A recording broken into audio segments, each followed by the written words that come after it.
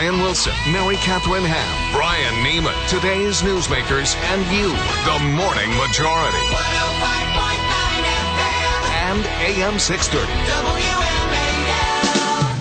WMAL. 8:07 on the Morning Majority. Brian Neiman, Brian Wilson, Mary Catherine Ham here, talking to Jake Tapper, White House reporter for ABC News. Good morning, Jake. Mary Catherine, how are you? Hey, good. First off, does young Jake Tapper have a favorite Whitney Houston song? Perhaps a slow dance at a high school dance?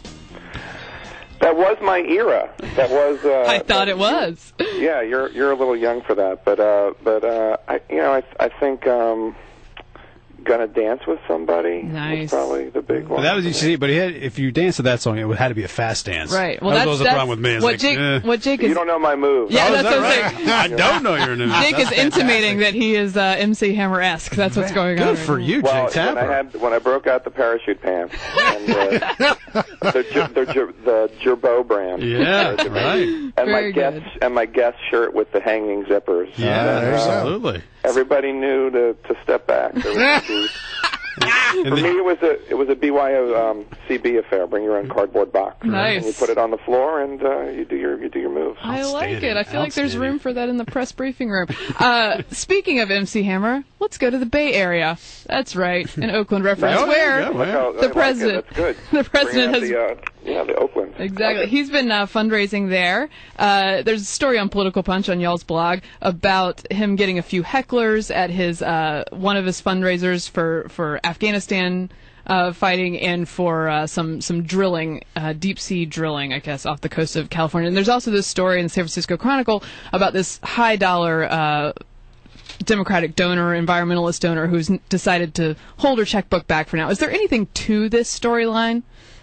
Well, I think ultimately they're the I don't want to say the extreme left, but there are folks on the left who are disappointed with President Obama not having been as liberal as they wanted him to be. Now, the truth of the matter is, if you look at campaign rhetoric that President Obama used in 2008, he never talked about ending the war in Afghanistan. He, in fact, talked about sending more brigades there.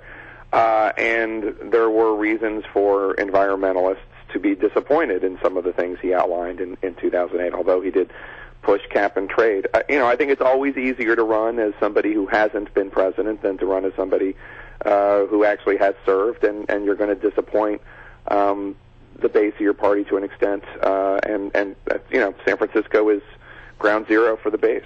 But thus far, there has been no signal in fundraising numbers, for instance, that any support is dropping off.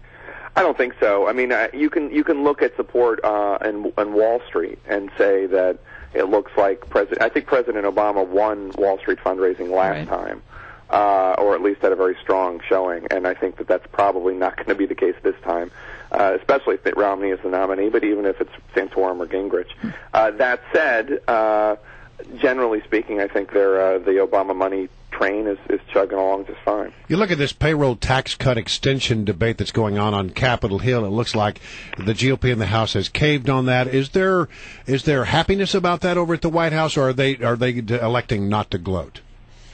Well, I mean, I think there's two sides. First of all, I mean, I think Democrats would love for Republicans to block a payroll tax extension so that they can run against Republicans trying to block a tax cut for the middle class. They would love that. So I think that politically, that's a no-brainer, and I think they felt like they won the showdown in December. I think a lot of Republicans feel like the Democrats won the showdown in December about that. But ultimately, I think in terms of the policy people, the economics, they would rather have something accomplished. But was the White House surprised that the Republican leadership decided that they would go ahead with this and not have any pay-fors for the $100 billion for the tax cut extension? I think they would have been more surprised if the Republicans buckled down and said, no, we're not going to support this, because that would have, in their view, in the view of the Democrats, been suicidal politically. I mean, but Congress right now, as you know, has a 10% approval rating, which is worse than me in the media, worse than BP during the oil spill, worse than Nixon during Watergate. In other words, it's not good. Yeah, right. So I think the idea that obstruct this, which is a very easy thing for Democrats to use against them, would have been problematic for them. The president's approval ratings are doing better, but I noted in looking at a recent tweet that you made that your approval ratings when it comes to raccoons is apparently very low.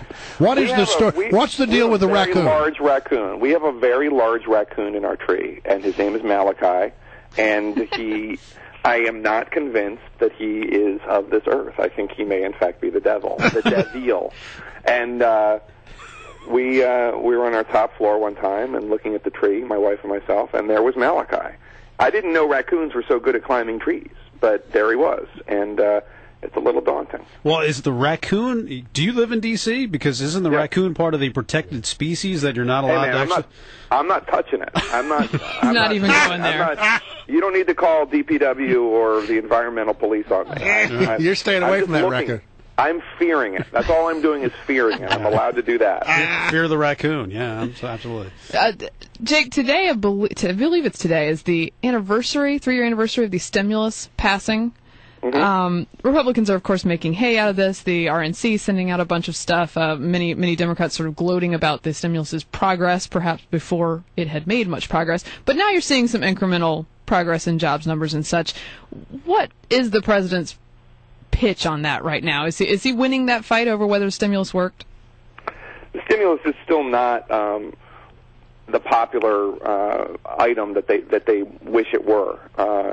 In fact, a lot of the president's signature legislation, regardless of the merits of the legislation, a lot of his signature legislation is not popular when you poll the public about it, whether it's financial reform or the stimulus or the health care bill. Now, I think if you talk to economists, nonpartisan economists, they will tell you that the stimulus did help stop the recession, and it did help stem the loss of jobs at that point in time. But certainly it was not as successful as the White House predicted it would be in February. The White House's answer is, we didn't know how bad the recession was at that point. So, I mean, it's in this murky ground of, yes, it did some things, it did save some jobs, it did stem some of the bleeding, but was it as effective as it should have been, could have been? That's another question. Jake Tapper will be guest hosting for this week. What's on the menu?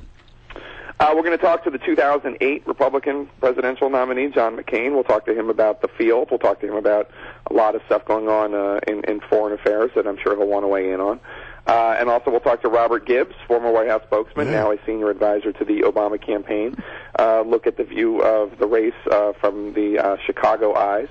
And then we got a great roundtable, Clarence Page, Dee Dee Myers, George Will, and Lou Dobbs chew over all the week's politics. Should be a good show. Cool. Fantastic. Thanks for coming on, Jake.